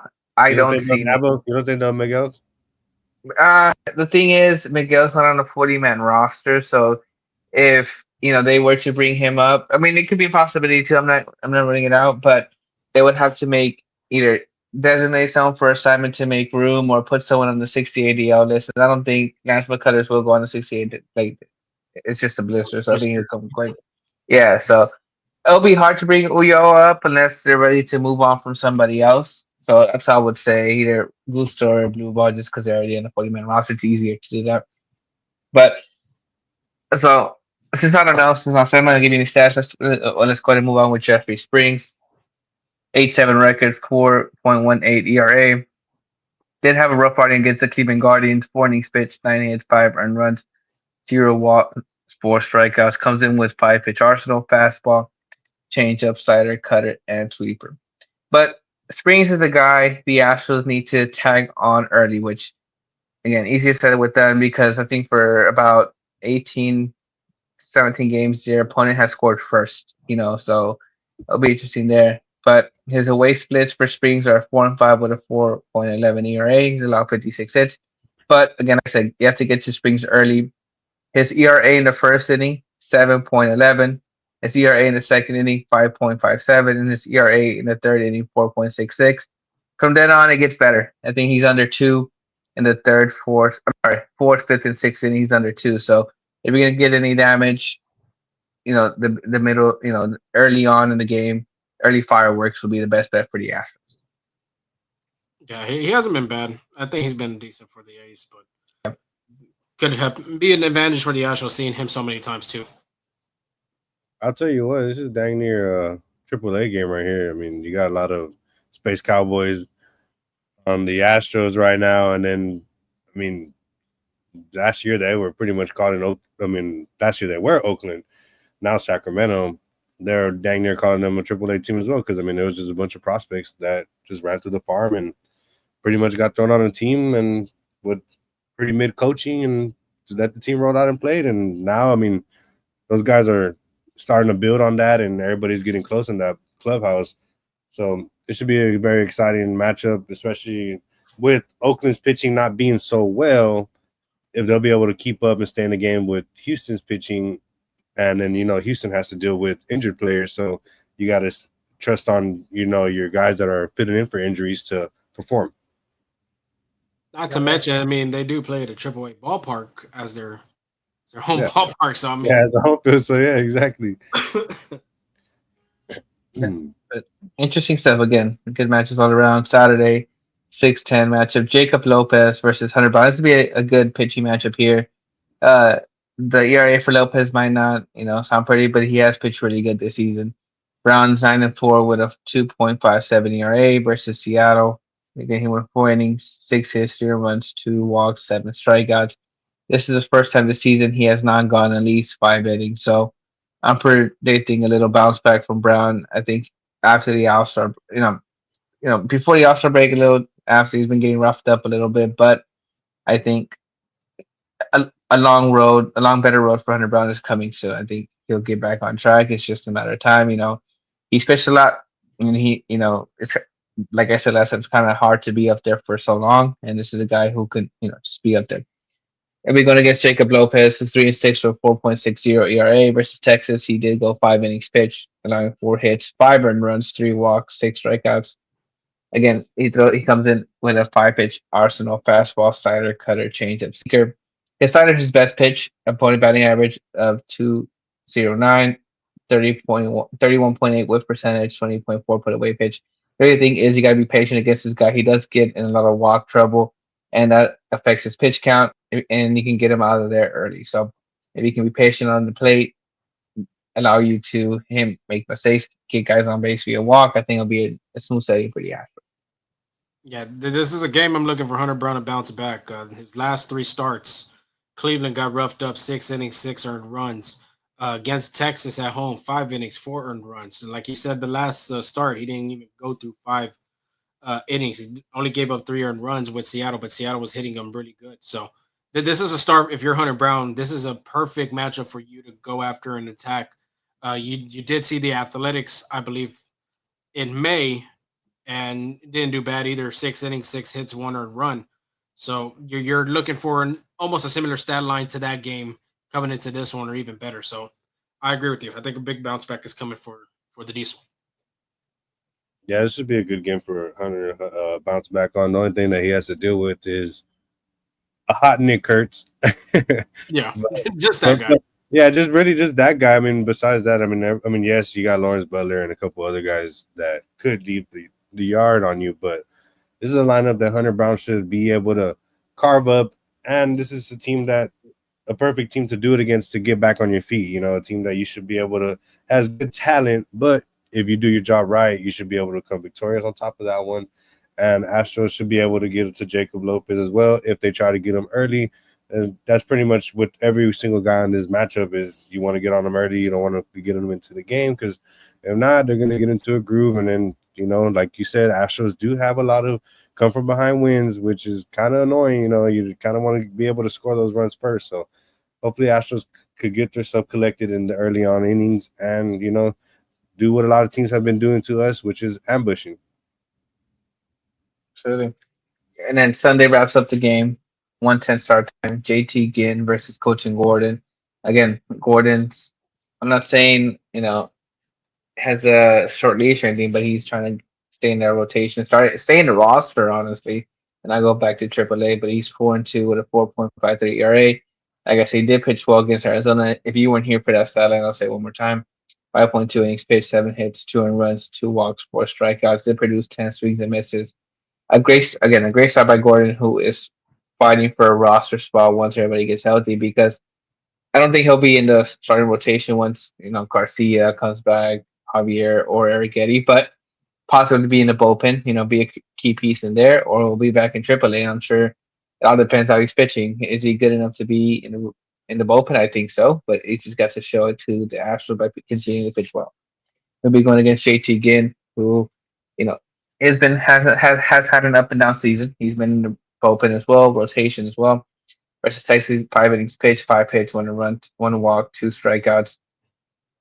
He throws a sinker, slider, cutter, and changeup. He throws a fastball, but he's only thrown it 3 times this season, so that's why I didn't put it in there. But this is a guy that you got to make sure you get a feel for his pitches in your first two at bats, because once the second time around is where he struggles. In the third inning, he has a 9 ERA. Fourth inning, 6.75 ERA. And sorry, fourth inning, 6.75 ERA. Fifth inning, 5.06. So if we can get to this guy in the second, third time around, you should have a good day in the office. Like I mentioned before, could this be Colin Gordon's last start in the Astros uniform? Like you said, Angel, they have a bunch of options. You could put him in the bullpen, which I'm gonna give you my opinion. I don't think that will happen because they already have a bunch of left-handed relievers in the bullpen. Or does he go back to AAA? And do you think if you're Colin Gordon, you think he wants to go back to AAA after being able to be a contributor to this team since probably April, if I can remember, or even May? I wouldn't think so. I don't know. This is a game that you go all in and just give it all you got, kind of thing. And I mean, if he's still in a Nationals uniform, he could continue helping out this team how they throughout this whole season. By all means, you're really cheering for Gordon, but you never know. Trade deadline coming up. You saw Jake Bloss last year getting ready for a start. The next thing you know, they pulled him literally from his warmups. So Yeah, it'll be interesting what what this year can be. But for Gordon, if you're just going, if you're going to pitch this game, you got to pitch with everything you got. Yeah, if you were to sit here and tell me months ago or whatever that Gordon would still be on this starting roster pitching, probably wouldn't have believed you. But I mean, regardless of what happens with Gordon, if he goes to the minor leagues, if he gets into the bullpen, which I mean, I would like to think. What would your opinion be if you replace Souza with Gordon if you keep him, or maybe King with Gordon? What would y'all see those roles?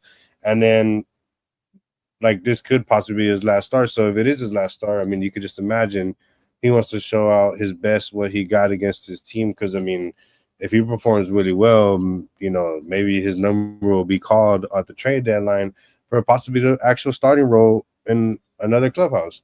But if not, I mean, Gordon's a really good contribution to this team, so it'll be good to also have him for depth in case of more injuries or whatever we need him for. And Astros, I believe, should be able to hopefully have a high scoring game on this game right here against Jin. And possibly, I mean, a little prediction right here. Maybe you'll see Bryce and Cam go yard this game. Who knows? Oh, little prediction I see. That'd be Um, cool though. I would, but just to attack on a little bit more on Gordon, I don't know. To me, he's a gamer, man. You would love to Yeah. have this kid on your team because he shows passion, he shows energy. You've seen it when the defense plays behind him and they make a good play. Oh man, this guy's pumping his glove, fist pump in the air as well. Like man, he's very dedicated to his game, and that's why like if Houston keeps him, I'm cool for it because he's a gamer, and I think he fits really well with this clubhouse, and of course being with the guys in AAA because right now these guys in AAA are in the majors and they just gel really well together. So um, for just Gordon himself, I mean, just a really great guy, really great player, really great pitcher. Yeah, I'll tell you what though, Brandon and Colton, whether if it's with Houston or not, I think they deserve to be big leaguers. Like you said, yes, they are both dogs, and they called up, and when their number was called, they did what they had to do, and then little by little, if you watched them, they started picking up more and more things and doing more things. You know what I mean? So these guys, like I said, they deserve a big league shot. So whether it's with Houston or somebody else, I wish them the best. Yeah, right. But again, it'll be an interesting series. You know, someone might get traded right before it starts too. So I mean, I don't Yes, know. Yeah, same. So, last And year. it's kind yeah. of crazy because like the trade that we're talking about. I mean, yeah, the trade that we're talking about. I was at the game where I believe Bloss was supposed to start, and then Loperfido too was in the game, and then all of a sudden, you hear Loperfido and Bloss are scratching, and everybody's like, "What?" The whole crowd was just like going crazy, like, "What just happened? Like, what did we do?" Blah blah blah. So I mean, it Yeah, could be one of those things in this series this weekend. If you're at the ballpark, and you might get that phone notification, somebody's gone. So just stay prepared, and then also, I mean, stay tapped in with full steam because we'll be letting y'all know exactly what's gonna happen and what goes on as soon as it goes on. yeah. So We can speak about that because Angel and I were there when that had happened. When mhm. they took Bloss off of doing his warm ups, they said Loperfido was going to be scratched from the lineup. When we were thinking Oh, like, I okay, remember. there could be an Yeah. injury with Loperfido with Bloss. I mean, what's happening? And then all of a sudden, that's when everything came into play with the Yusei Kikuchi deal, and that's when we found out it was a three-player for one trade. So you never know what can happen. And I that's what I'm honestly, bro, saying. like I remember that day. I was like so pissed. I was just like, I leaving the ballpark. I remember just on the way home, I was just telling my mom, I was like, bro, I can't believe we just traded that. I And can't both, believe. and both of us saw too. Like we thought it was an overpay Yeah, because yeah, we did, and then I mean, and then now I Turned mean, out you to be kind a of good look at trade. it. Yeah. it came out Yeah, to be a good trade for Houston. yeah, it came out to be a good trade at the end of the day. But I mean, at the end of the day, all three of those guys mentioned, they're not even on the squad anymore. So it is what it is. Yeah, and here comes Kev. If we were healthy, we wouldn't need anything but a left hand bat. But sucks, we're nowhere near healthy. And then he said, no matter what, Joe Espada is going to make it work. So you'll have to try to make it work with all these injury updates that Steban's about to Yes, announce sir. right now. Yeah, it's time for a little injury update. Let me before I get here and let y'all know y'all should maybe stretch or whatever because we are about to hit the hour and 40 mark here. So That's my viewers crazy. for us God, and viewers and all that, I need to go home. appreciate I mean, every single one of y'all for staying up with us. And we know it's a work night, so let's try to breeze through this for y'all. Uh Astros injuries is like a whole freaking chapter book right here talking about them right here. So we got Spencer Arrighetti, broken right thumb, through 3 innings with double A corpus on the 19th. Scheduled to pitch again with double A corpus this week. JP France, right shoulder surgery through 1.1 innings in the Florida Cactus League on 7/21. Scheduled to report to double A corpus this week as well. One thing I want to say too, if you want to see big leaguers, just go to Corpus. You're gonna see pretty much most of these Astros guys. And one thing I did see as well is that the minor league has more big leaguers than the Astros do at this moment playing for them actively. But anyways, Luis Garcia tossed 2 innings on 7/20 with single A Fayetteville, scheduled to report to Corpus Christi as well this week. Christian Javier threw 3 innings with double A Corpus Christi on the 18th, scheduled to report at triple A Sugarland this week. So a little closer to home for y'all Houston locals.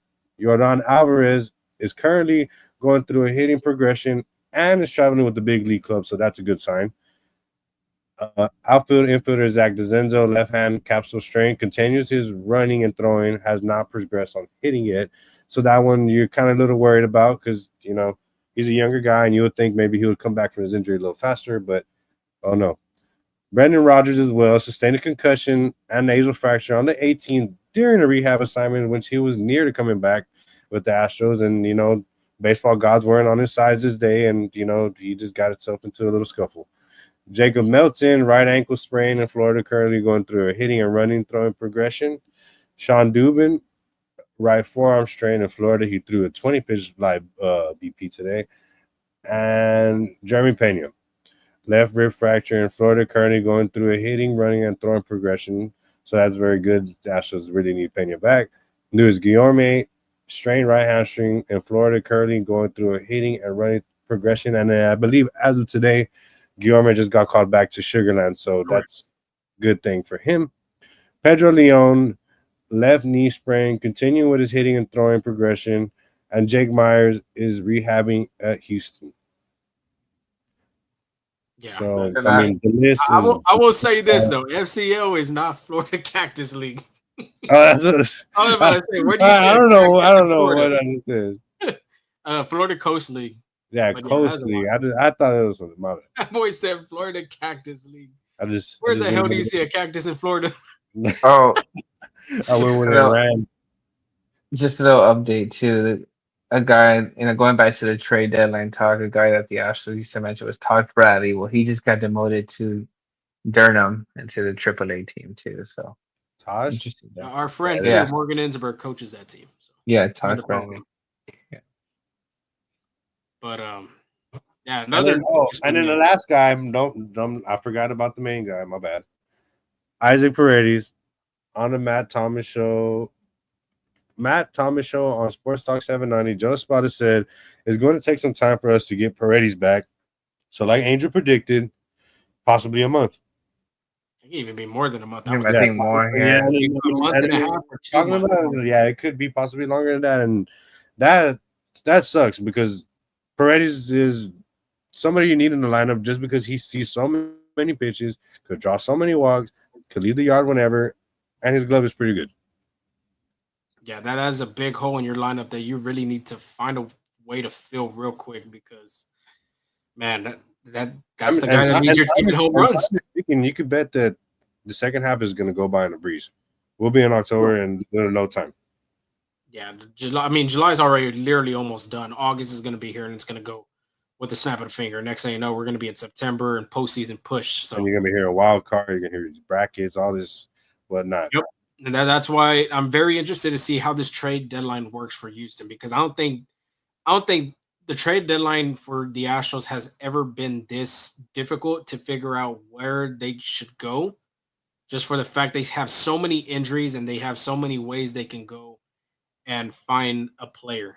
You can add another utility guy. You can add another starter. You can add a positional player regarding the outfield or the infield, or you can go reliever. So this trade deadline will be very interesting because the Astros, like I had mentioned in the title of this show, have the best record in the American League, and they have a great shot of winning, going to make another deep push in the World Series. And honestly, man, this would be a perfect time to have DeZenzo back, and sucks that he's not back yet. And then, well, I mean, the next guy that's probably going to be coming up I would probably have to say Guillorme. Guillorme would possibly be the one that's going to be able to eat a lot of the reps at third. I mean, you would rather have Dubon at short than anybody else, honestly. Yeah, you could be right on that part. But do we have anything else before we finish our show for tonight? Let's go home. Let's go home. Anyways, I thought that was Kenny Smith saying that.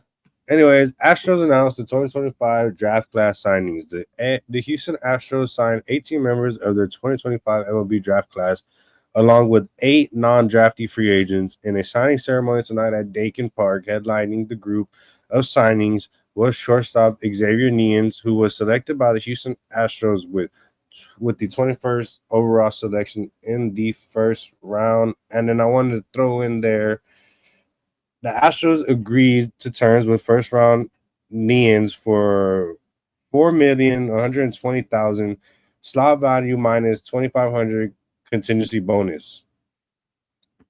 It's a lot of money. That is a lot of money. I wish I had that money. 18-year-old, I believe 18-year-old, right? Got cashed the F out. Not even mentioning the NIL deals if he signed. Yeah, and I believe he was making some good money too before with the NIL as well. So I mean, this kid came in almost a millionaire already, probably. He's This is gonna show up. This is gonna show up to friggin' Single A driving a Bugatti or something like that. Yeah, on his debut already in crap. Yeah, just another number of insights real quick. Third rounder Ethan Frey had signed almost a million too, 997,500 slot Oh value. yeah, Slot 95 value equals 803,900. If you want to look at all this, is Jim Collis MLB on X. But that's a good bat too. I would like him to see how he progresses yeah. for the I Houston's heard farm about him. system. And last but not least, seventh rounder Jace Mitchell signed for 797,500 with the slot 216 value. When I mean by slot 216 value, that is where the overall pick that he was drafted from. 267,700 is that value of where he was selected. So shit, he 797,500, not bad. Shoot, almost a Yeah, milli. and the one that I really want to like follow honestly on his journey would be DJ Newman, the two-way player, because that's a big thing going around the league with two-way players and stuff. And Astros haven't had their little splash of two-way player yet, so this would be interesting to see what his role. And then also, I kind of want to learn more about the kid from UT. I didn't really know much about him, but I know we did get a UT player out of there as well. Oh, okay, I did not know that. I don't know if you saw too how the Rangers won against the Athletics. That was very yeah. If y'all want to go see that, go and I'll just give you a little teaser. Somebody demon catch the ball. But that is the end of this hour and 46 minute show. Jesus Christ, we are Another this freaking record. another record, another banger, whatever you want to call it. Kev would usually say another And, banger. and then what's crazy is that we had just as long as an episode recapping the whole like All Star and all that stuff, and we only did this off a 3-game series. So I mean, that was pretty good. Shout Yeah, out I everybody mean, for being here. but yeah, I mean, majority of it was the trade deadline, and it's because it just intrigues different opinions, different dialogue, different debate, all that. That's what we love to do on this show because we want to give our insight. We want to hear y'all's thoughts because I mean, that the Houston Astros have another great shot of going to the World Series since 2022, and the dynasty continues. So that's why the title of this is Astros on the best record in the American League. We'll just have to continue to see if it continues on throughout the whole season.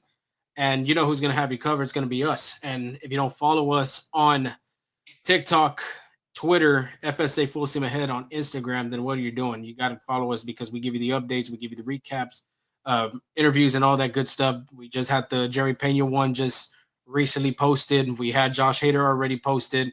We got one more All Star that's going to be posted pretty soon. So make sure y'all hit that subscribe button, hit that like button, hit that notification bell, so then you won't miss these type of interviews because they're really interesting. How these guys go from like Jerry Payne, drafted from the University of Maine, and now he's a first-time All-Star, especially with his dad already playing in the big leagues, Geraldo Pena. And I mean, just goes on and on. Josh Hader, of course, Hunter Brown. That is no secret. We'll have him pretty soon submitting different careers too. I would say if they weren't playing baseball, they have a different career. So yeah, make sure you do that. And then if you don't want to see our beautiful faces on YouTube and just want to hear our lovely voices on the road, like Kevin is doing multitasking, going to school, probably listening to his lecture and Probably not even having us listening to on the audio. lecture. Actually, it's probably not even listening to that. Yeah, I feel like exactly. And you just want to hear us. I feel like if Kevin could, he'd probably be the first person on the International Space Station to tap into full scene. Yeah, for real. I mean, if he was up in the moon, you already know where he'd be tuned in. So yeah, sure enough, Spotify, Apple Podcasts, wherever you get your podcasts, like, share, subscribe, leave us a rate, leave us a review. Let us know how we're doing in the comments, and tell your friends, like Angel said and Stepan said. But boys, I mean, long ass episode. We're Thoughts, putting movie Stepan? numbers, bro. Yeah, I know. Thoughts, Stepan, before yeah, you ain't lying. Before we go, I got no thoughts. Y'all that's the literally first took them time. out of my head, and I've done spoke all my thoughts to y'all. We had a long, good episode, and thank every single one of y'all showing out. And we could just hope the Astros perform well, so we could provide y'all with even better content every time, like we try to. Can't too. Peace. Yeah, I already know. You're already asleep. I am too. Yeah, yeah. But until then, y'all stay safe. Have a blessed weekend. We'll talk to y'all and have that recap of the athletics. Hopefully, it's not Oh, going to be 2 hours. and then one thing too, Astros are on a 13-game consecutive uh, playing streak, so they're gonna play 13 consecutive games. So that means no break from us either. So y'all be seeing us Son of a faster bitch. as well. Thought we had a break, but I guess we don't. We had that break already from the All Star. So Yeah. there you go. Until then, y'all have a safe and blessed weekend. We'll give you the recap, like I had mentioned, with the A's, get you ready for that preview against the 2019 World Series champions, the Washington Nationals. Till then, y'all stay safe and y'all have a good week.